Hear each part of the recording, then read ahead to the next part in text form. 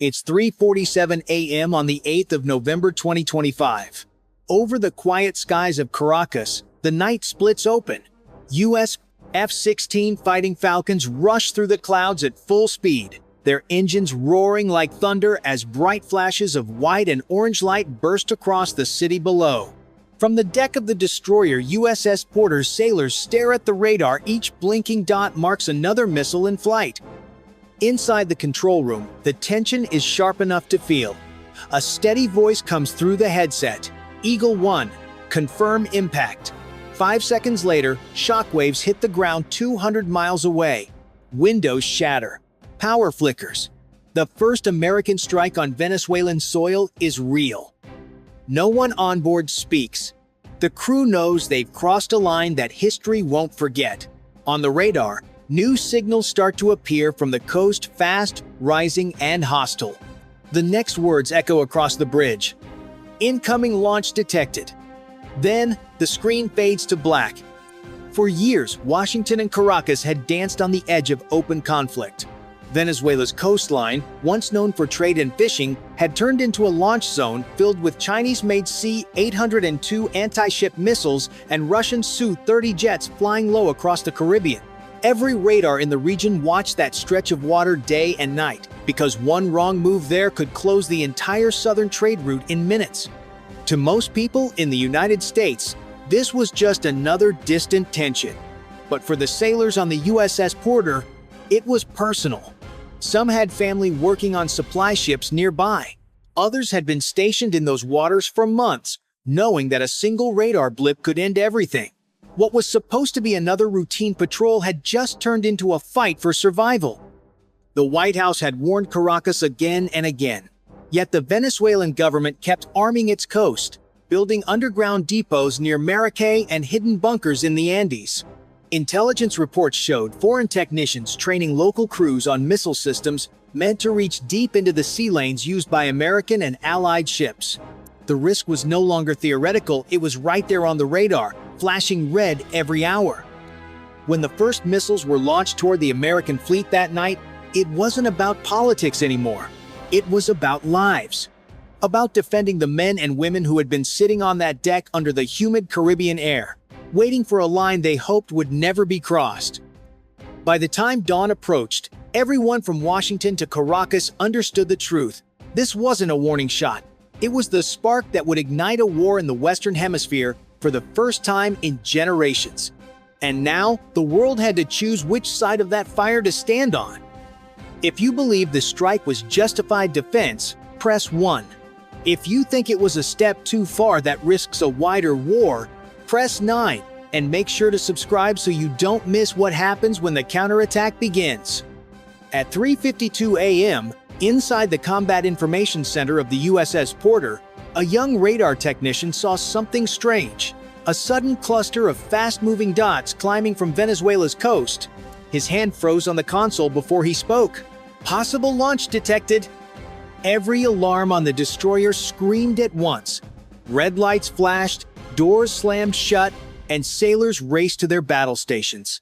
The ship's captain stood over the radar, calm but sharp. Track all 6. Load SM-2 interceptors. Outside, the sky was clear and black, the sea perfectly still. Then the first pair of U.S. missiles roared upward, carving white lines through the night. The Aegis system locked on, guiding each one toward its targets with deadly accuracy. 2 seconds later, radar confirmed the hits. Explosions flared far above the horizon, like brief orange stars. But not all of them. One hostile missile broke through the outer defense, screaming straight toward the Porter, a billion-dollar destroyer carrying more than 300 sailors. The captain's voice came low and fast. Activate CIWS. The close-in weapon system spun up, barrels glowing red. 4,000 rounds per minute tore through the humid air, forming a wall of tungsten. The blast was deafening. For 7 long seconds, every sailor held their breath. Then impact in the sky. The enemy missile burst apart 3 kilometers away, raining fragments harmlessly into the sea. A wave of relief swept through the bridge, but no one spoke. Everyone understood what had just happened.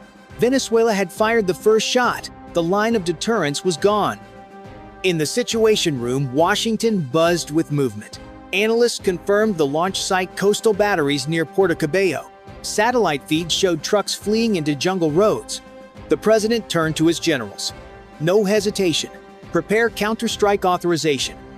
Back in the Caribbean, sailors wiped sweat from their faces, the metal deck still vibrating from the gunfire. The sun crept up over the horizon, red and slow. Somewhere beyond those waves, more missiles were being loaded. The battle had just begun, and this time, the United States would not be the one waiting. By sunrise, Washington confirmed the unthinkable. American ships had been fired upon. Inside the Oval Office, the mood was heavy. The president listened to the brief, eyes locked on the red map glowing over the Caribbean. His voice was steady but sharp. Neutralize the threat. At 6:10 a.m., 4 B-52 Stratofortress bombers lifted from Barksdale Air Force Base, each carrying 20 long-range cruise missiles. Their path crossed the Gulf, refueled above Florida, then swept silently into Caribbean airspace. Below, U.S. destroyers stretched into a wide strike line. The mission was simple: hit fast, hit hard, and erase every threat before sunrise. At 6:42 a.m., the first radar alarm screamed across Venezuela. Seconds later, explosions ripped through Fortuna military complex near Caracas. Fireballs climbed into the night, lighting the capital like dawn. Civilians ran into the streets, thinking an earthquake had hit. But this was no natural disaster. It was the start of Operation Decisive Hammer. Within minutes, the Puerto Cabello naval yard turned into a sea of fire. Fuel tanks burst, shockwaves rolled across the coast, and missile depots collapsed one after another. In the Pentagon's command room, red icons vanished from the digital map. On the USS Porter, sailors watched radar screens go silent. "All enemy sectors dark," one operator said quietly. The captain replied, "Stay alert, this isn't over." By 7:30 a.m., the ocean was calm again, the only light coming from cities burning far away. In close combat, every degree matters, but Venezuela had no moves left. Its defenses were shattered, its airfields gone, and its radar blind. Yet one question hung in every briefing: where was Nicolas Maduro?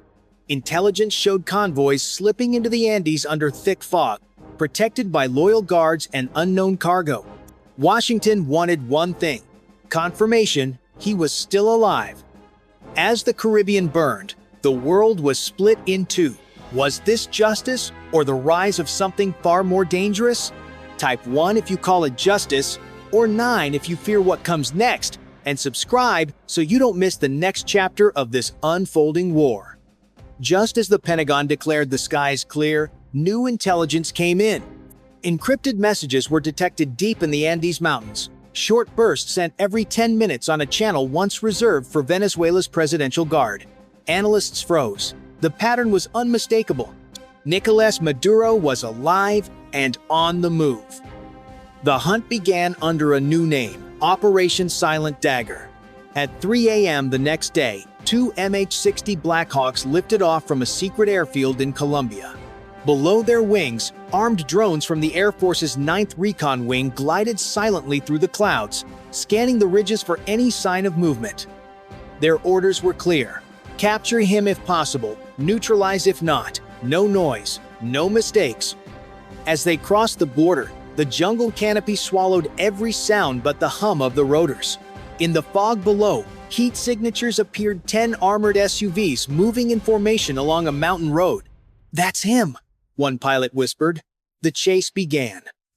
Tracer rounds flashed through the mist as Venezuelan guards opened fire. The Blackhawks banked hard, flares streaking across the valley. 2 enemy vehicles burst into flames. The rest vanished into a tunnel system unknown to American maps. Back in Washington, frustration filled the Situation Room. The president leaned forward and spoke quietly. "He can hide in the mountains, but not from us." New orders went out: expand reconnaissance, jam all communications, and monitor every pass between Venezuela and Colombia. For the team still in the air, the message was short and brutal: he's still breathing. Find him before dawn. The first phase of the hunt had failed, but everyone knew this was only the beginning. Somewhere in those mountains, the man who started the war was still giving orders, and the United States wasn't leaving until that voice went silent. 3 days later, the silence shattered. Satellite pings confirmed movement near San Cristobal, deep in the Andes. The hidden structure glowed on infrared, its power lines still active, its guards on alert. Inside the Pentagon's war room, red markers flashed across the map. The command was immediate: execute Silent Dagger final strike.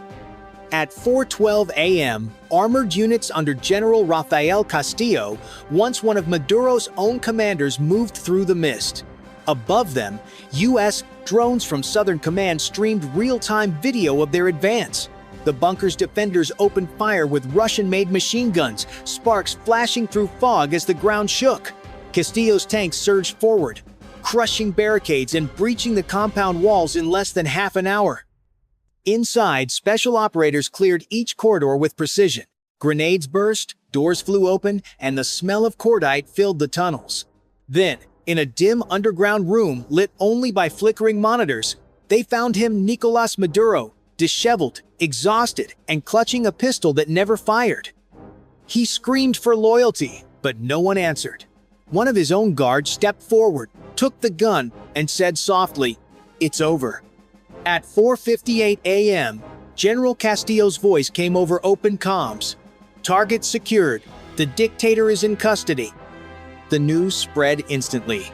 In Caracas, people poured into the streets waving white flags and shouting, "Libertad!" Church bells rang as dawn broke over a city scarred but free.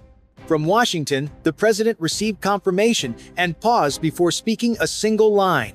"Then the mission is complete." By sunrise, the world knew. After years of defiance, Venezuela's strongman had fallen. The Caribbean lay still quiet, not from fear, but from relief. Yet victory brought questions that echoed across the hemisphere. Was this the end of tyranny or the beginning of something even more uncertain? Type 1 if you believe this was liberation, or 9 if you fear the calm before another storm. And subscribe now, because the next chapter of this story will decide not just Venezuela's fate, but the future balance of power in the entire Western Hemisphere. By 9 a.m., the battlefield had turned into a relief zone. Cargo planes from Puerto Rico and Florida landed along the Venezuelan coast, unloading water, generators, and medical supplies. U.S. engineers worked beside local crews, clearing roads still smoking from the night's bombardment. For the first time in days, electricity flickered back to life in parts of Caracas. General Castillo, now head of the temporary National Restoration Council, addressed the nation. His message was calm but firm. "This is not conquest. This is rebirth. Free elections will be held within 6 months."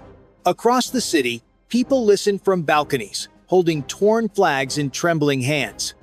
For a country that had lived in blackout and fear, hope felt strange, almost fragile. In Washington, analysts called it the fastest transition in modern history. European allies praised the precision of the campaign, while others warned that removing a dictator was easier than rebuilding a nation. Still, as the Pentagon declared all major combat operations complete, one phrase defined the new policy: fast force, fast rebuild. But the cost was heavy. Over 1,000 lives lost, 2 million displaced, entire towns left in ruins. Yet even in the rubble, children waved at passing supply convoys painted with both American and Venezuelan flags. "Gracias," some whispered. By the end of that week, murals appeared across Caracas, words painted on cracked walls. "Nunca más dictadura," never again dictatorship. In Miami's Little Venezuela, exiles cried in the streets, watching the footage replayed across every channel. For them, it was more than a victory. It was closure, an end to decades of silence and exile. Still, one question lingered in every newsroom and war council. Would this fragile peace survive, or would new powers rush to fill the void? Was the Caribbean finally calm, or just catching its breath before another storm? If you believe this mission brought true freedom, press 1.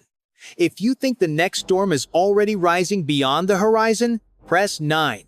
Either way, subscribe now, because what happens after victory often defines who really wins the war.